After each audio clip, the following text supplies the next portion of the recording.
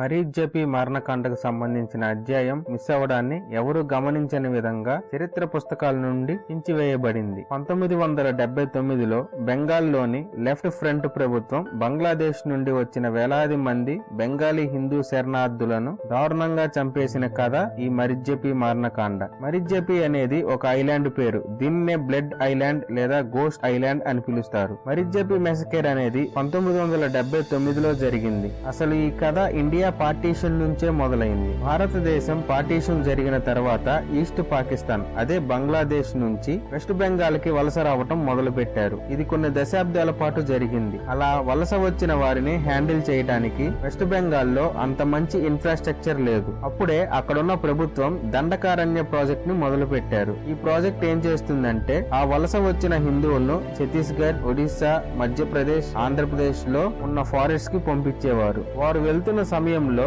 Left front party వాళ్లకు promise చేసింది, మేము కనుక అధికారంలోకి వస్తే మిమ్మల్ని మళ్లీ తిరిగి వెస్ట్ బెంగాల్ కు తీసుకుని వస్తామని. 2 సంవత్సరాల తర్వాత లెఫ్ట్ ఫ్రంట్ అధికారంలోకి వచ్చింది. అప్పుడు ఉన్న చీఫ్ మినిస్టర్ జ్యోతి బాసు రెఫ్యూజీస్ ను వెనక్కి తీసుకురావాలి అనే ఇంటెన్షన్ లేదు. హిందూ రెఫ్యూజీస్ తమను తాము పరాయి భూమిలో కనుగొన్నారు. వారు దోమల వల్ల కలిగే వ్యాధుల బారిన పడ్డారు. కానీ వారికి చాలా బలమైన కోరిక ఉండేది, తమ సొంత ప్రదేశంలో ఉండాలని. అప్పుడు వాళ్ళు సెటిల్ అవడానికి సుందర్బన్స్ లో ఒక ఐలాండ్ ని ఎంచుకున్నారు. ఆ ఐలాండ్ పేరే మరీజ్జపి ఐలాండ్. హిందూ రెఫ్యూజీస్ అందరూ ఆ ఐలాండ్ కి రావటం మొదలు పెట్టారు. 1978 నాటికి సుమారు 1.5 లక్షల మంది మరీజ్జపిని వాళ్ళ స్వస్థలంగా మార్చుకున్నారు, ఎటువంటి గవర్నమెంట్ సపోర్ట్ లేకుండా. ఈ విషయం తెలుసుకున్న గవర్నమెంట్ కోపంతో వెంటనే ఆ ప్రదేశం ఖాళీ చేసి వాళ్ళని వెళ్ళాలి అని ఆర్డర్ వేసింది. వాళ్ళు అక్కడ ఉన్న ఫారెస్ట్ ల్యాండ్ ఆగం చేస్తున్నారని చెప్పి మీరు వెంటనే ఖాళీ చెయ్యాలి అని ప్రెజర్ తీసుకుని వచ్చింది. అక్కడున్న ప్రజలు ప్రభుత్వం మాట వెనకపోయేసరికి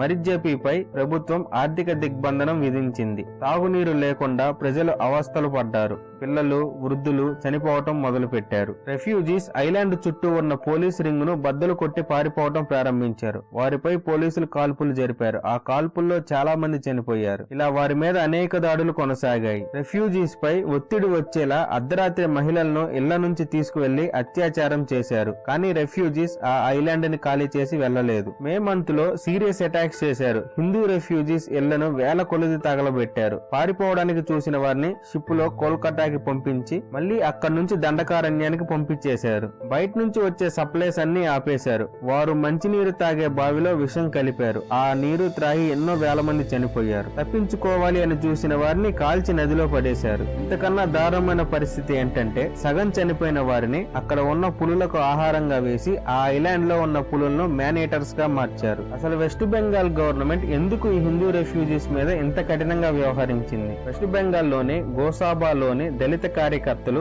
శరణార్థులు స్థిరపడి జనావాసాలు లేని ద్వీపాన్ని పూర్తిగా కష్టపడి అభివృద్ధి చేశారు అని అక్కడ ఉన్న బెంగాలీలు మాట్లాడుకునేవారు. గోసాబా అనేది సుందర్బన్స్ దీవులకు పడవలను తీసుకువెళ్లే ప్రదేశం. బెంగాల్లో శరణార్థులను తిరిగి సెటిల్ చేస్తానని వాగ్దానం చేస్తూ లెఫ్ట్ ఫ్రంట్ నేతలను ఓట్లు అడిగారని, అయితే అధికారంలోకి వచ్చిన తర్వాత వారి ఉద్దేశాలు మారాయని, లెఫ్ట్ ఫ్రంట్ ఇచ్చిన వాగ్దానం నెరవేర్చుకోవడంలో విఫలమయ్యారు. వచ్చే ఎన్నికల్లో తమకు వ్యతిరేకంగా చాలా ఓట్లు పడే అవకాశం ఉందని భయపడింది. దాన్ని అరికట్టేందుకు మర్జీపీలో ఉన్న హిందూ రెఫ్యూజీస్ ని తరిమి కొట్టేందుకు ప్లాన్ చేశారు. వెంటనే మర్జీపీని ప్రొటెక్టెడ్ ఏరియా కింద ప్రకటించారు. అక్కడ నివసించే ప్రజలను తరిమి కొట్టడం చాలా సులభమైంది. జనవరి 1979లో అప్పటి బెంగాల్ ముఖ్యమంత్రి జ్యోతి బాసు దండకారణ్య శిబిరం నుండి శరణార్థుల్ని బెంగాల్లోకి బలవంతంగా ప్రవేశించడంపై ఆందోళన గురించి కేంద్రంలో మాట్లాడారు. దీంతో వెంటనే 144 సెక్షన్ విధించారు. దాంతో పాటు ఆర్థిక ఆంక్షలు కూడా అమల్లోకి వచ్చాయి.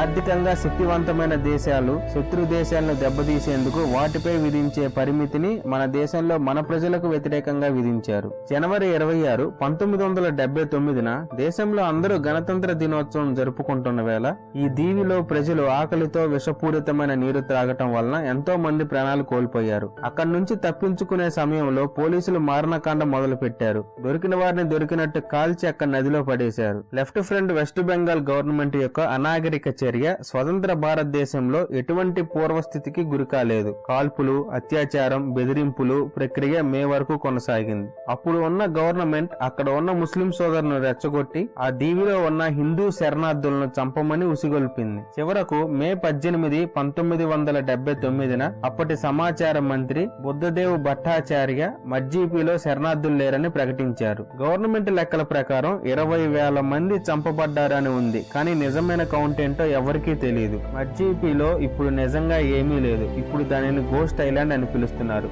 1979 నాటి రక్తపాత సంఘటనల యొక్క చాలా జ్ఞాపకాల వలె ఊచకోత జ్ఞాపకార్థం పాలరాయి ఖాళీగా ఉంది. ఈ ఏడాది జనవరి 31న చనిపోయిన వారి జ్ఞాపకార్థం ప్రజలు ఆ పాలరాయి ముందు నివాళులు అర్పించారు. అటువంటి మారణ హోమాలు చాలా మన చరిత్రలో చిరిగిన పేజీలుగా మిగిలిపోయాయి. ఈ కంటెంట్ గనక మీకు నచ్చితే please subscribe to my channel. Thanks for watching.